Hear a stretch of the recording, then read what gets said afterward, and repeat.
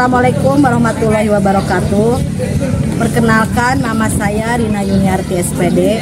Saya adalah guru PPKN di Seman 1 Sukawangi, Kabupaten Bekasi, Provinsi Jawa Barat, sekaligus mahasiswa PPG dalam jabatan tahun 2022 kategori 2 di LPTK Universitas Pendidikan Indonesia.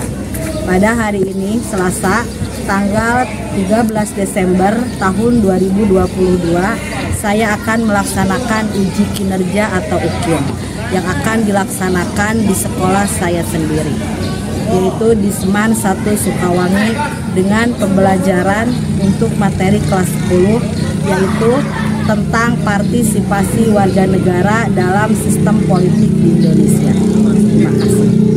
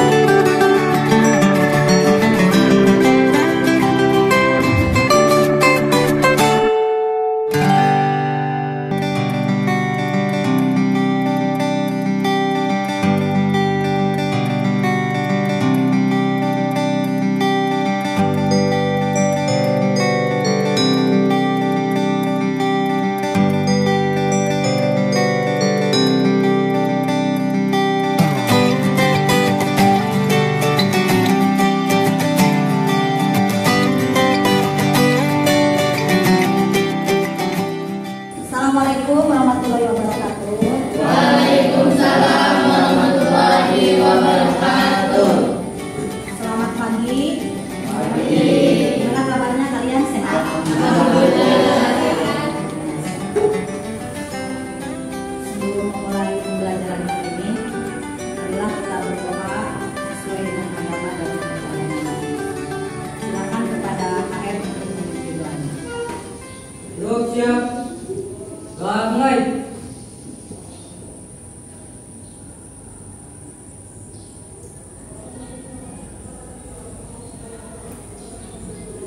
Assalamualaikum warahmatullahi wabarakatuh. Waalaikumsalam warahmatullahi wabarakatuh. Hari ini siapa yang sudah hadir? Semua, alhamdulillah. Ibu Rina akan mengecek kelasnya. Udah bersih kelasnya? Udah. Terus dilihat temannya. Temannya atributnya sudah lengkap belum? Lihat. Terima kasih. Untuk hari ini kalian hadir tepat pada waktunya. Bentuk apa? Disiplin. Ini ada lagu ya. Sebelum mulai pembelajaran, kita menyanyikan lagu kebangsaan dulu ya.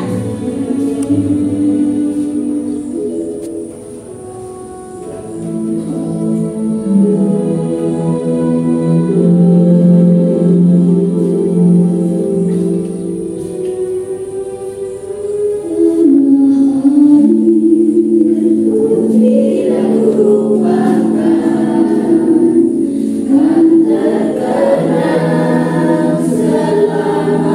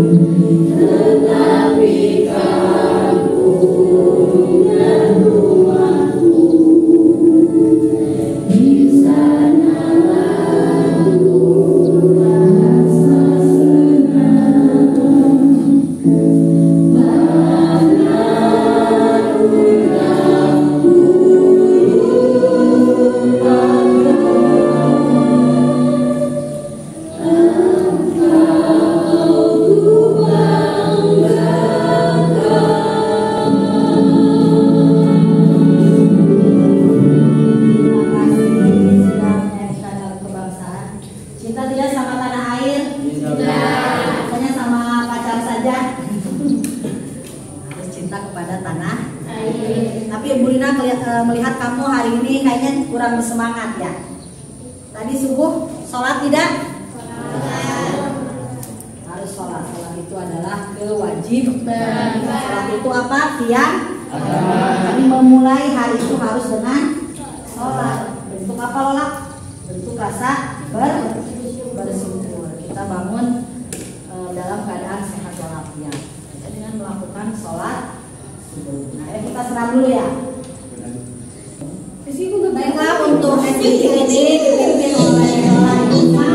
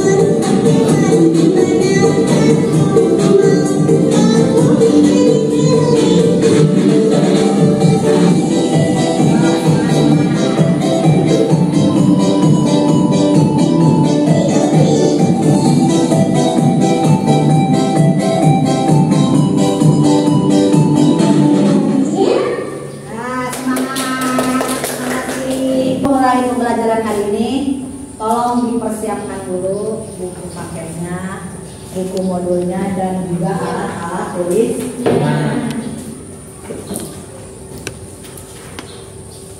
Ini hari ini Ibu Rina akan membahas tentang apa? Tentang bab 3, yaitu partisipasi warga negara dalam sistem politik di Indonesia.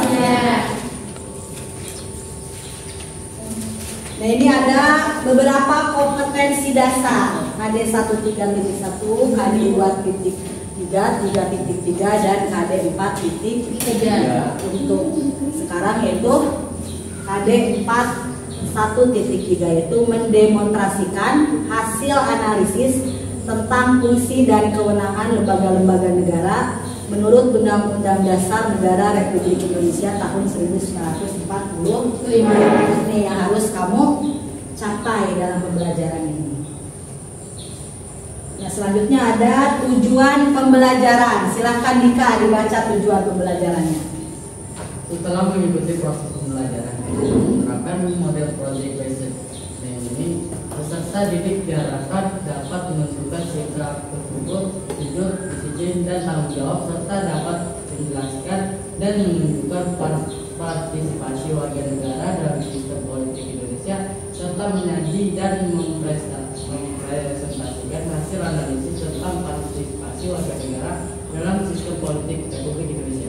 Nah, ini proses pembelajaran dengan model project based learning itu pembelajaran yang berbasis proyek. Insya Allah Bu Rina hari ini akan mengajarkan kamu tentang bagaimana cara membuat poster itu proyeknya. Nah, ini diharapkan dapat menunjukkan sikap bersyukur, jujur, dan disiplin. Jujur, siapa yang jujur? Baiklah, ada video tentang pemilu, silahkan kalian simak ya.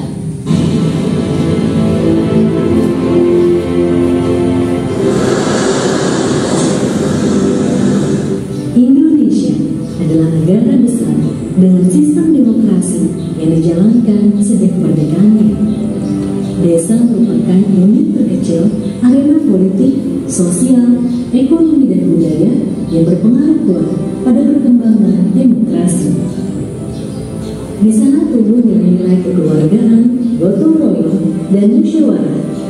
Apabila desa sudah mampu mandiri dan rasional, diharapkan akan memberi dampak bagi tingkatan yang lebih luas, sehingga partisipasi masyarakat akan lebih berkualitas pada pemilu dan pemilihan serentak tahun 2024 mendatang. Pemilih yang mandiri dan rasional merupakan ukuran kualitas demokrasi di Indonesia. Salah satu ukurannya adalah dalam menentukan pilihan politik. Pemilih tidak lagi berorientasi pada kepentingan jangka pendek seperti uang, kekuasaan, dan kompensasi politik yang bersifat individual. Akan tetapi, pilihan politik diberikan kepada partai politik dan kandidat yang memiliki kompetensi dan integritas. Berdemokrasi dan keadilan sosial bagi rakyat. Pentingnya mendorong masyarakat berpartisipasi dalam pemilu dan pemilihan menjadi latar belakang program Desa Peduli Pemilu dan Pemilihan. Partisipasi dalam konteks ini dapat diwujudkan diantaranya menggunakan hak pilih, menjadi panitia badan ad hoc, menjadi kader agen sosialisasi, dan aktif memantau proses penyelenggaraan pemilu dan pemilihan. Program ini adalah wujud nyata dari komitmen dan tanggung jawab KPU dalam menyediakan sarana pendidikan pemilih bagi masyarakat secara komprehensif dan berkelanjutan dalam rangka meningkatkan kualitas partisipasi masyarakat dalam pemilu dan pemilihan. Di awal tahun 2021, KPU telah melakukan rapat koordinasi, diskusi bersama para pakar, penyusunan modul, dan penjajakan kerjasama dengan berbagai pemangku kepentingan sebagai persiapan pelaksanaan program Desa Peduli, Pemilu, dan Pemilihan. Sebagai permulaan, program ini akan dilaksanakan pada 68 desa yang tersebar di 34 provinsi, diikuti sebanyak 25 peserta di tiap desa. Peserta akan mendapatkan pelatihan tentang pengetahuan dasar kepemiluan serta keterampilan praktis pendukung lainnya. Kedepan, KPU berupaya melaksanakan program Desa Peduli Pemilu dan Pemilihan sebagai wujud pemerataan pendidikan pemilu berkelanjutan di seluruh Indonesia. Melalui program ini, diharapkan terwujud pemilih yang mandiri dan rasional dalam rangka menyongsong pemilu dan pemilihan serentak tahun 2024 mendatang. Desa Peduli Pemilu dan Pemilihan, berdesa untuk demokrasi di desa dan Indonesia.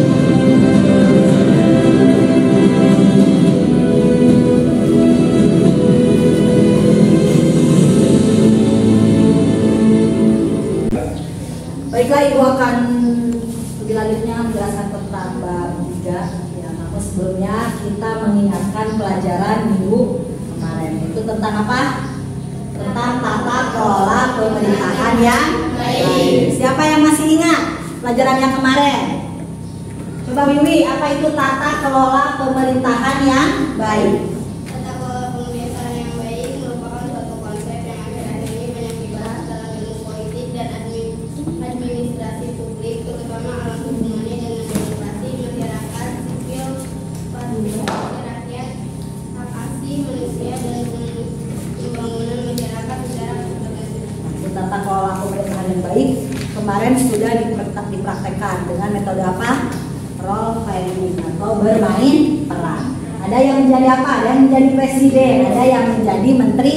Nah, itu kamu akan tahu, oh begini ternyata tata kelola pemerintahan yang baik dalam kehidupan sehari. Kita akan menjelaskan tentang peta konsep. Yang pertama Jadi partisipasi warga negara dalam sistem politik Indonesia itu ada beberapa konsep. Yang pertama pengertiannya, kamu harus tahu pengertian dari partisipasi politik, terus bentuk partisipasi dan perilakunya, ciri-ciri masyarakat politik, pengertian masyarakat politik, dan landasan dalam hukum partisipasi politik. Ini ada beberapa pengertian dari partisipasi politik. Coba siapa yang mau membacakan? Ayo, Neng, dibacakan. Secara umum apa itu partisipasi politik?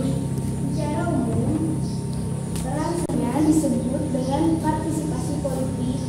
Partisipasi politik secara umum berarti keterlibatan seseorang atau sekelompok orang dalam suatu kegiatan politik.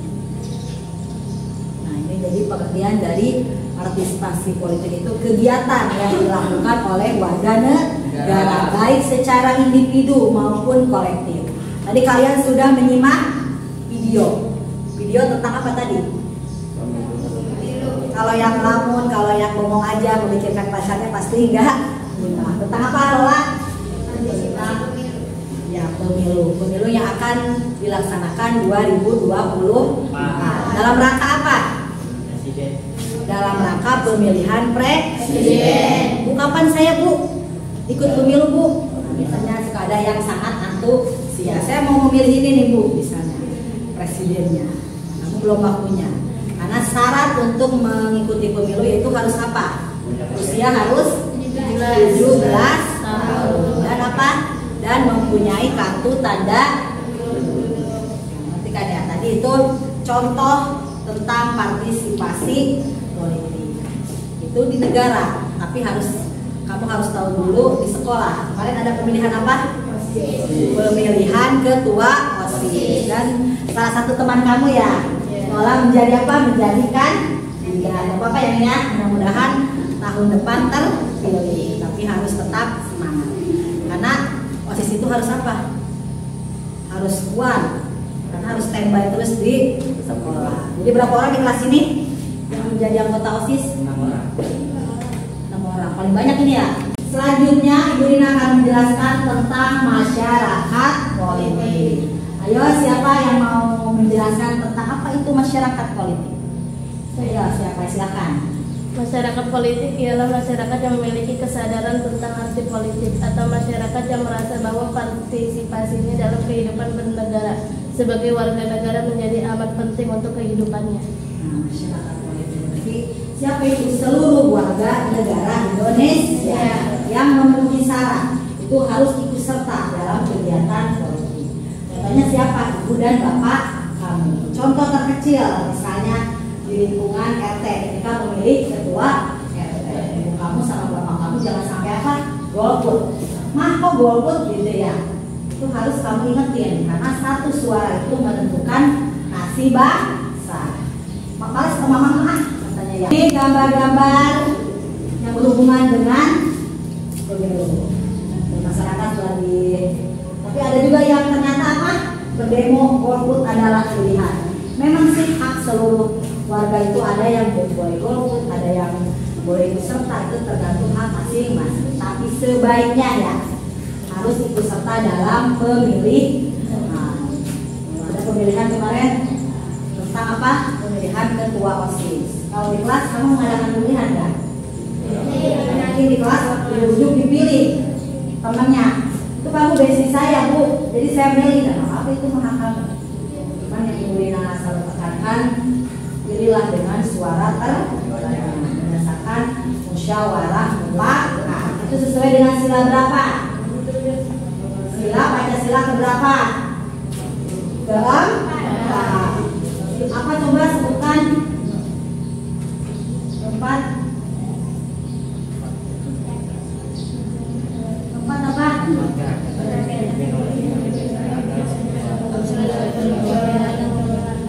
Selanjutnya ada lembar kerja peserta didik ya. Silakan dipelajari. Satu kelompok satu ya. Ibu Rina sudah membagi dalam 3 kelompok. Silakan dipelajari ini. Lembar kerja peserta didik yaitu materi tentang partisipasi warga negara dalam sistem politik. Jadi proyeknya yaitu membuat apa? Membuat PowerPoint dan poster. Jadi apa? Yang pertama bahannya itu harus apa?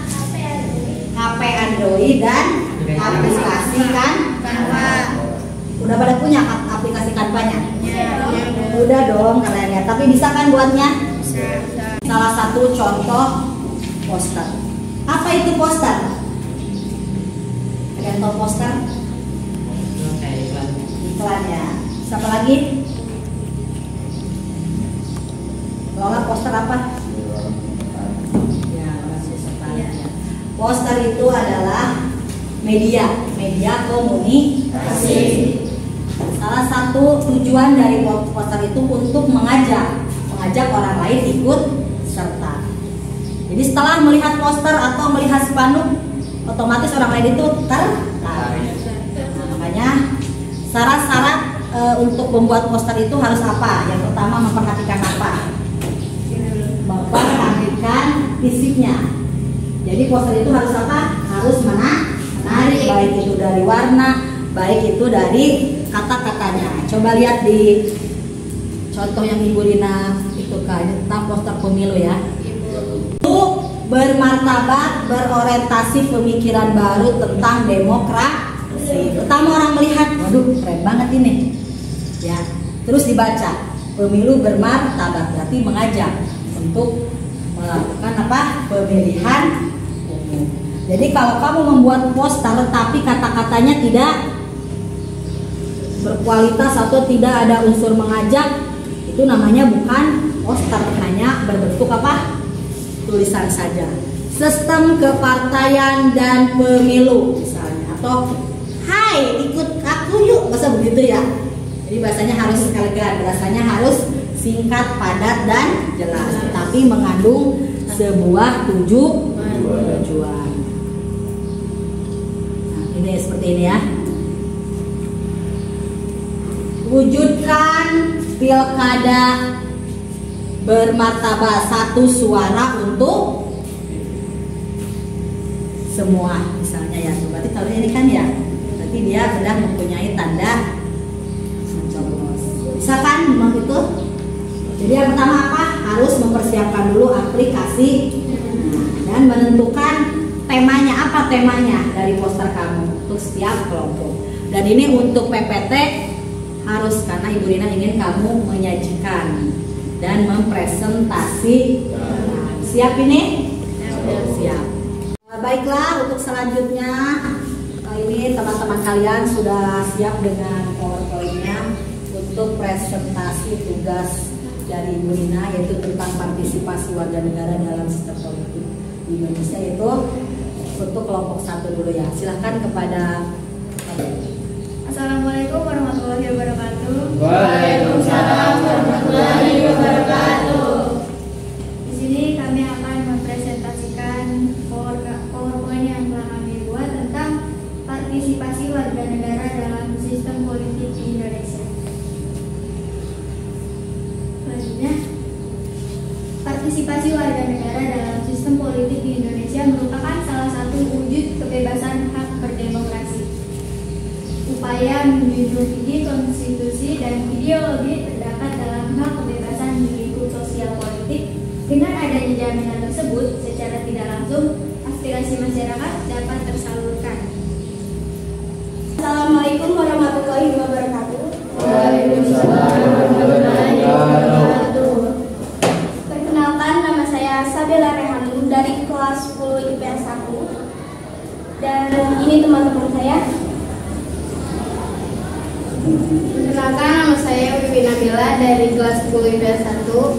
Saya Rindra Permatasari dari kelas 10 IPS 1. Saya Nur Fadila dari kelas 10 IPS 1. Kami ini akan mempresentasikan partisipasi warga negara dalam sistem politik di Indonesia.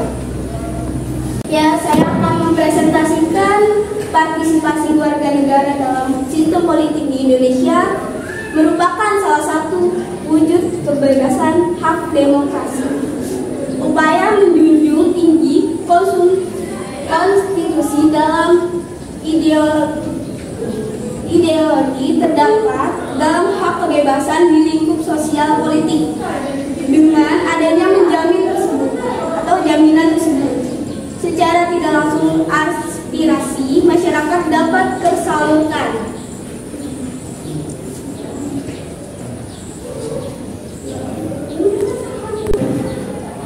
Saya akan menjelaskan pengertian sistem politik merupakan keseluruhan kegiatan politik di dalam negara maupun masyarakat. Di dalamnya terdapat proses alokasi nilai-nilai dasar dan menunjukkan pola hubungan institusional di antara kegiatan-kegiatan politik tersebut. Pelaksanaan sistem politik dapat menghasilkan keluarga quote-quote merupakan kebijakan negara sifat yang memiliki di meningkatkan keseluruhan warga negara. Ciri-ciri sistem politik yang pertama yaitu memiliki daya jangkau yang universal dan mencakup seluruh anggota masyarakat. Kedua, terdapat kontrol yang bersifat mutlak. Dan yang ketiga, terdapat hak membuat keputusan yang bersifat mengikat dan diterima secara sah. 4. Memiliki kekuatan legalitas dan keputusan di dalamnya bersifat otoritatif. Dipersilakan dari kelompok yang lain, ada yang mau bertanya? Ya, silakan. Jelaskan partisipasi politik. Jelaskan partisipasi politik. Tentang pengertiannya ya Neng ya. Silakan kepada kelompok 1 untuk menjelaskan. Partisipasi politik adalah kegiatan yang dilakukan oleh warga negara, baik secara individu maupun kolektif, atas dasar keinginan sendiri maupun dorongan dari pihak lain, yang tujuannya untuk memengaruhi keputusan politik yang akan diambil oleh pemerintah agar keputusan tersebut menguntungkannya. Mengerti kelompok 2 yang dijelaskan sama kelompok 1. Ayo sekarang coba yang lain. Apa contoh sistem politik di lingkungan sekolah? Peran siswa dalam perilaku politik dapat dilakukan melalui kegiatan-kegiatan mencerminkan pelaksanaan demokrasi di lingkungan sekolah, yaitu mengikuti forum-forum diskusikan atau musyawarah yang diselenggarakan di sekolah. Terus ikut berperan dalam pemilihan ketua kelas, ketua OSIS, dan ketua organisasi ekstrakurikuler seperti pramuka, pencipta alam, PMR, Paskibra, dan lain sebagainya. Ketiga, ikut melihat dalam pembuatan anggaran dasar dan anggaran rumah tangga OSIS atau organisasi ekstrakurikuler yang diikuti. Gimana itu kelompok 3 mengerti? Mungkin pemilihan ketua kelas langsung jadi, tahu ada kepala sekolah datang itu udah ketua kelasnya dia aja, bisa seperti itu. Tapi harus dimusyawarahkan, harus dipilih dengan suara terbanyak. Itu merupakan contoh apa? Contoh dari Pancasila, sila keberapa? Sila keempat, yaitu kerakyatan yang dipimpin oleh hikmah kebijaksanaan dalam permusyawaratan. Boleh kita berbeda pendapat, saya nggak mau KM-nya itu galak banget, musuh saya misalnya ya. Ngapain Bu, saya suka Bu yang itu Bu, boleh kita berpendapat seperti itu hak masing-masing. Tapi ketika memilih ketua kelas itu harus dengan suara terbanyak. Ngerti? Udah kelompok ini? Udah, silakan ditutup. Jadi mengerti kan tentang partisipasi politik di sekolah. Contohnya dalam pemilihan KM dan ketua OSIS. Silakan ditutup.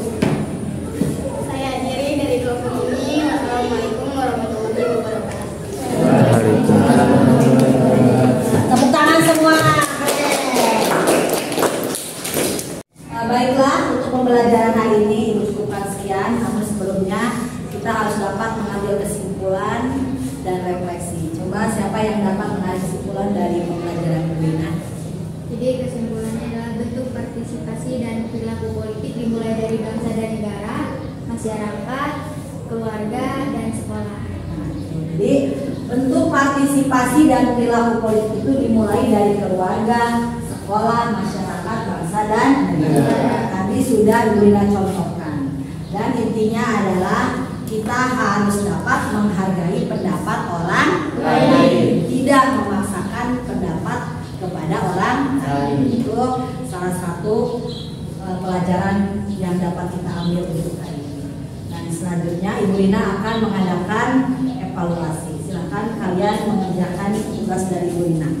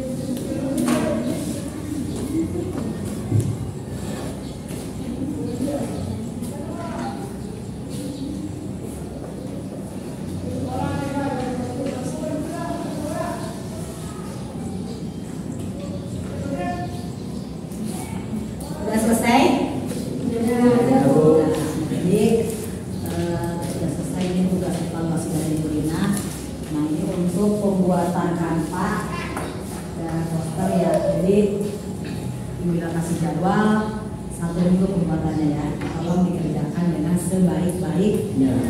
Ini sembilan kumpulkan.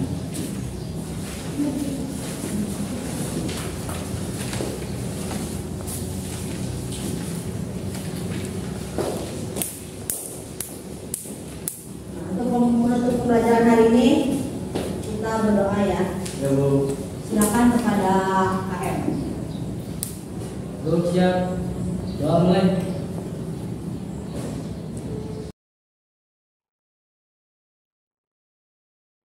Doa selesai bersalam. Assalamualaikum warahmatullahi wabarakatuh. Tolong hati-hati di jalan ya.